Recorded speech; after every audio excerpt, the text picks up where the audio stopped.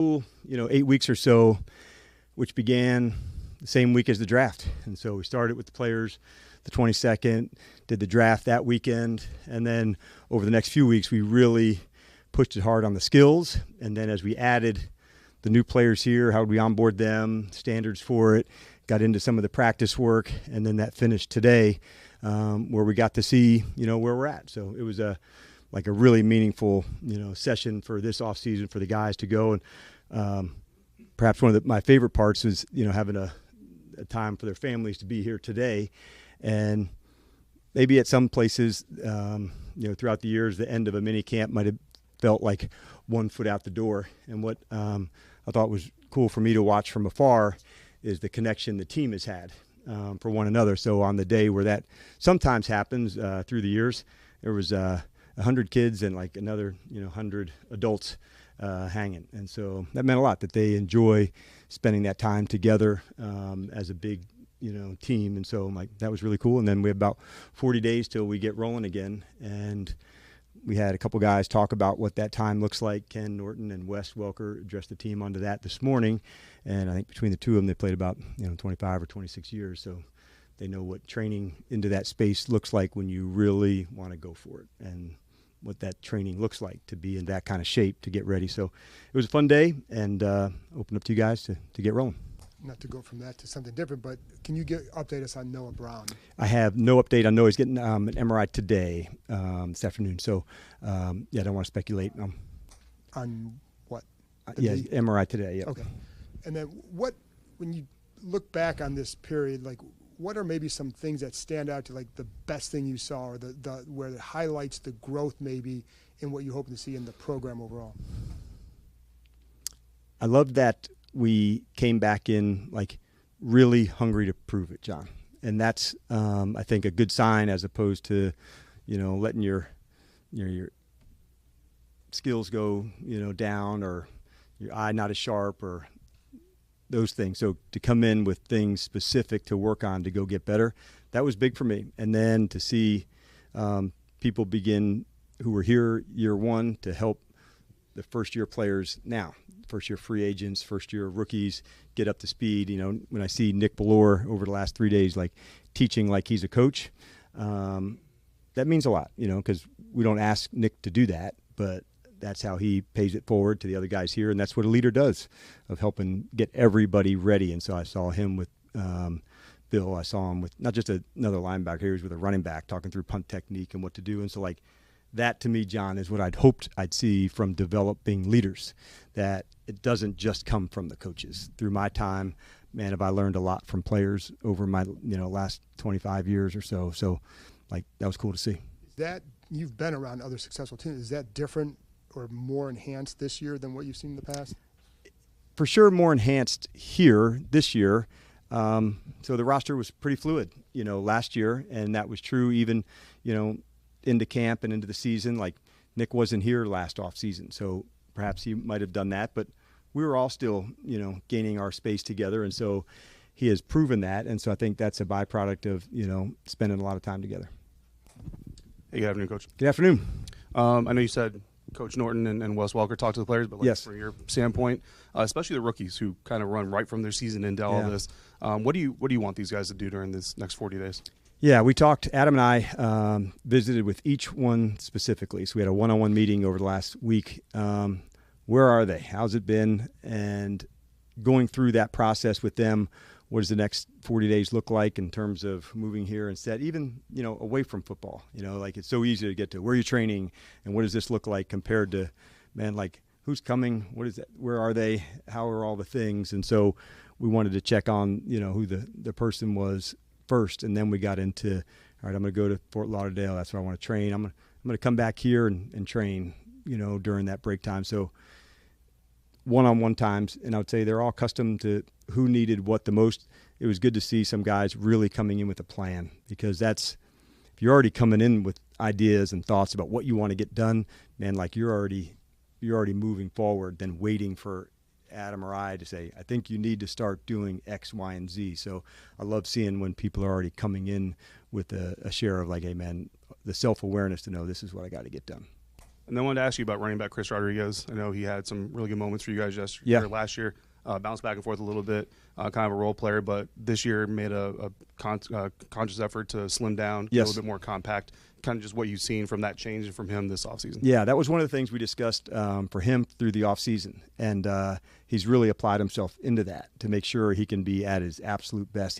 You're right, he made some really meaningful runs. And so if he could get himself into the best shape he's ever been in, that would give him the best chance for it. It's a very competitive running back room, but looking at the work Chris has done, over the last, 3 months or so, it's been significant. How are you thinking about the right side of the offensive line with Cosme recovering, a rookie at right tackle competing? How are you thinking about that as you head towards training camp? Yeah, I know that with Sam, he's hitting all the benchmarks, but when does that, get there? I don't know. I'm not there yet to knowing we're not going to miss one step with him.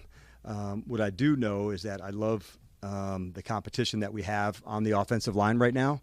At guards and centers and who's playing at right tackle and how we're working through the guys. So it'll take some work as we're going through into training camp. But those are the types of challenges you want as a coach. It's not who in the hell is going to play over here. It's more like this is going to be an absolute battle to see where it goes. So that's most of the times been my experience, Bram, where the competition of one another really pushes us forward and the whole group gets better. I think today was the first time you guys have done 11 on 11 in minicamp. No, we've done some more yet. Okay. How much do you balance sort of, limiting that versus other drills? Yeah. So, we do a training camp ramp up. So the OTA times are small. So we did an OTA ramp up. So the first day of our OTAs, we did only 7 on 7. And then the next one, it was OTA in one period of, 8 plays and then some more. So we kind of ramped up the team part of it. So where we could, work on the skills, then put it all together. So it's the challenging part. I think we still have a lot of work to do as an NFL and teams to what's the best way for the off season to go in terms of practicing. Our number one job for all the 32 teams is make everybody safe, as we're going through it. And then I feel the same way when we get to camp. Our job is to get them to the season safely. And it's this awesome, tough tug of war between balancing what's needed and how to do it safely. And, oh, by the way, here's, some people that are here on a, free agent to go take their shot, and they're trying to tell them, hey, man, really take it easy here. Hey, the hell with that. This is my shot. And so, you can imagine how difficult that is in training camp or an off season, different than in season. Okay, smaller team, roster, game, situation. So the competitive nature is what we want here. That's really what, the central theme of the program is. And so my constant battle is keeping it safe, doing it up, knowing the scoreboard's not on here. This is not a collision. This is not a diving for a play. And that's the hardest lesson. It's not hard for the veteran. It's the hardest for the young player really trying to prove themselves. I belong, I want to show you that. And if any of us were in that spot, we'd have a similar mindset as well. So that's the trick and the balance of it all. I have a Jaden question. I can't believe Kime didn't ask it already. But how have you give seen? It back to me. How have you seen ways in which he's really shown a comfort with the system, the staff, just where he's at in his career, and really taking command? No pun intended. Yeah, I felt that. I've always felt he had real control of things, and we work at the line of scrimmage a lot, and he's really comfortable in that. He was always somebody that, really was on his details. What I guess seeing now is just the accuracy, the footwork, so more of his body mechanics that he wanted to emphasize. I see that coming through in his play. I see the speed, that he's, out on the edge with. So those are the things that during the off-season time that, you can really push it. So we had one where he had a keeper yesterday. He turned it in, where he was up the sideline for 30 or 40 yards. And he was one of the fastest players on the field on that play. And so those are the ones that, okay, that's a person being aggressive to go take their shot. And then I would say the the individual time with new players. He did some of that last year, honestly. Like when Noah came, I can remember him like staying after and working with him, but seeing him put in the work with different people who are new to him and to the organization, I think that like speaks of the leadership. It's not anything that I asked him to do, but he knew for that person and him to be in sync, there had to be some unseen work together, and so those would be a few of the things. What advice did Ken and Wes give the players? For Ken, he said, you don't know when your time is going to come. You know, he said, for me, it was the big year was year 5 that, you know, he ended up winning his first Super Bowl in Dallas, but all the work that he went into it with, he remembered, you know, training with a former teammate who was a DB. He's had to run with him, and then and I brought him in the weight room, you know, so it was like this balance of absolutely going for it from a training spot. So when he got to training camp, he was really ready to put it forth. Wes talked about winning time moments. He said, this is why you train this hard. So when these plays come, like you've literally put yourself in this work because it's going to hurt. It should, you know, in terms of like going it. Ken spoke about pushing, like, what is your limit? And like taking yourself there to find it. And he goes, that's no trainer does that. You know, it's you finding how far you can go training and pushing. And so they were talking about the 40 days and what it means to them. Everybody has their own way and what works best for them. But at the end of it, it was like, you really got to put out, you know, that's the message. You can't, you know, expect really cool things to happen and not go for it. Hey, Coach, so it's June, but there's a lot of conversation and expectation around this team based on last year's success. Right. So how do you and we know in one of the ways you get down is it's week to week. Yep. So how do you try not to get too ahead of yourself as the staff and the players? Yeah, and to know that there are those, Candy, I think that's good because it knows we're in the right space. To do that, where we have a chance to go, you know, do the things that are really, really important for us. So at the start of the off season, it was really just about what kind of skills we could get. And so we try to like just live our professional lives in these segments. And so this is what we wanted to get accomplished during this time. This is over the next little, you know, in this break, and we're calling it a break. It's more for coaches and all of you, I hope too, to recharge, to get ready. But for the players, this is another space that they go to really see. So then when we get back to training camp, I'll have some clear goals for us, you know, packages, identity, play style, things that you couldn't do during this time.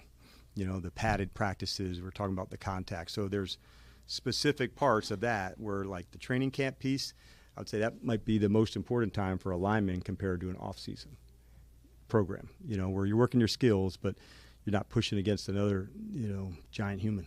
So those are specific things that you can only accomplish during that time. So we just try to segment it and not think too far down, but say, okay, what can I get done over this next short block? And if we stay in those pockets, Candy, I think that leads to not wandering way down, but just knowing I got a choice to make today and I got to go for it. And then, you know, another one to come. But those choices are easy if you want to slip, not do the workout, but it is a choice and say, like, I really got to go. That's why so many times doing teammates working out together so much easier. Hey, come on, man, we're going, like, on those, especially the days you're like, maybe I'll chill. Like, no, you're not. Like, we're going at this time, and you go. So those are fun. Got time for 3 more. And for the next 40 or so days, what are you planning to do during this time? Yeah, I need to recharge too. And so as coaches, our times together are pretty intense. We're looking at this, then the draft, and then into the off season. And I think I told you earlier, the off season is a really busy time for the coaches from the teaching standpoint. And so we pushed ourselves to see if we could elevate to help the players elevate. I think it's wrong to ask them to get better and we stay the same.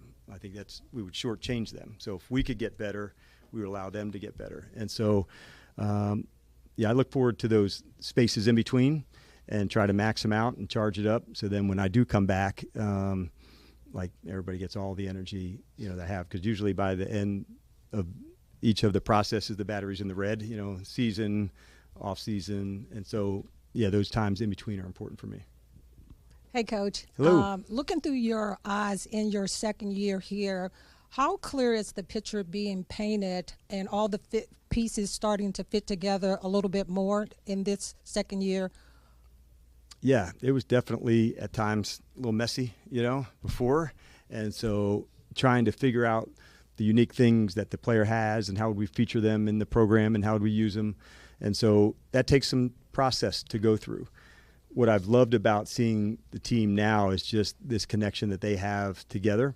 And so that's a really big deal for us. And I love that the, guys who've been in the program for 1 year are helping the ones that are entering into it.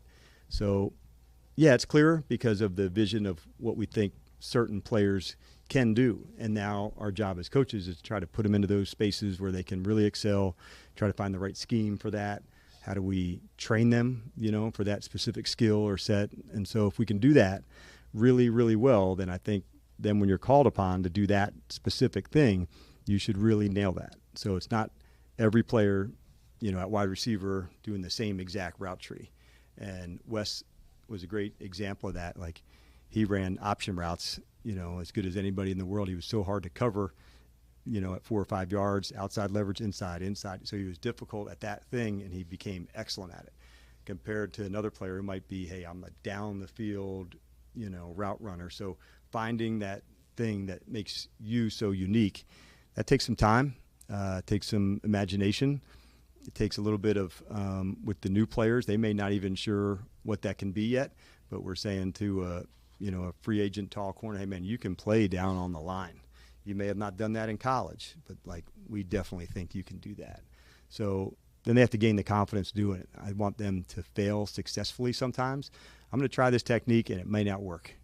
And then, okay, I liked it. And I can remember we had a conversation with a corner the other day. He was like, I got it. You could feel that moment when you talk to somebody and you know that the light just clicked. I love that feeling when you know it and the eyes go like I got that. I know how to do that. I can do that. So that's part of being an NFL rookie. Like, I belong. I know I can do this. You need those moments to show that you can do some things. Otherwise, the trip out's pretty quick because you don't have the belief in yourself to say, I can make this. I can make it happen, because then you won't really go for it. I don't know. I'm not sure. Maybe I shouldn't go against him. I could look bad. You've got to go put it out there, even knowing it may not work out. And I think that can be hard. And, where you always want success, and I just want it to go exactly right. And then all of a sudden you're starting to try to be perfect and then all of a sudden you're playing slower because you're not going. And so there's a fine balance of being aggressive and making some mistakes. Okay, I got to tweak it, and being too perfect, too careful. And we'll allow 2 more, Sean. It's a big day. Catalina Wine. Hey, what's going on, Coach? You've prepared against some of the guys that you have now as free agents, Laramie and Yes. Debo and, some of the other guys, Javon. But now that you've seen them up close, on your team, have you been impressed with anything that they do when they come to work every day? Yeah, a number of them, honestly. Debo, I think, has been very impressive to me for maybe a different reason than I thought. He was such a difficult person to tackle that you spent so much time, how are you going to tackle this person? And somewhere along the way, I've forgotten until out here, how fast he is. And so sometimes when you're playing against a receiver, you say, man, you better either get him at the line or you better be on top of him. With him, so many times there was so many, run after catch plays that we had a tackling plan, and how would you go about it? And then I can remember one time, he just ran by somebody down the field on a deep ball, and I was like, yeah, I forgot about that. So it didn't surprise me, but it was maybe I missed talking about it to that space, because it was easily reminded he's one of the fastest players on the team. Players' superpowers and this second-year leap that they can take. How have you seen Luke McCaffrey kind of hone that uniqueness during this period? Yeah, I think going into year 1 with Luke, there was never a question how hard he was going. It's like a golden retriever and a tennis ball. You throw it, he went and pick it up, and he's running back, and he's the tail's wagging, and he'd throw it again, and he goes, and he's he couldn't go hard enough. He was so committed to being a competitor that there was nothing his limit of how he can go physically. It's way out there. He is very tough-minded. What I saw this year was the detail and footwork of route running, and it was so evident of the work that he put in during his time away from here. And then so to see that come to life, I didn't really need to see what the competitor was. Like I already knew, like, this guy is an absolute dog. So then to see the technique and the footwork to go with it, that made me really smile. Because if the competitor's right and you can match the skill part to it, man, you really have something. And if you've got good skill, but the competitor's not right, it's really hard to be an exceptional, because when it gets really hard, that's when you need the absolute dog the most. And there's some plays in the NFL that are really hard. 7-on-7 and throwing against zone and routes on air, there's a lot of people in America can do that. It gets hard and somebody's pressing you man-to-man and you break them off and win, and after a catch, like, those are the things that I've seen from him this offseason as a really polished receiver. Was I surprised that he did it? No, because I knew he's a person, if I go back to the competitor, like, he's going to find a way or make a way. And he found a way to get those things just right, because he was fairly new at the position, from being in college, transferring, even playing quarterback there and moving to receiver. So Adam's vision was there earlier, that he saw the Senior Bowl, the competitor. Then I got to see that to say, okay, I see it too. And then I knew spending time with Bobby that would take place to go there. And so it was cool to see him coming into year 2 as a really polished route runner. All right, you guys enjoy your break too, and we'll see you back in July. All right.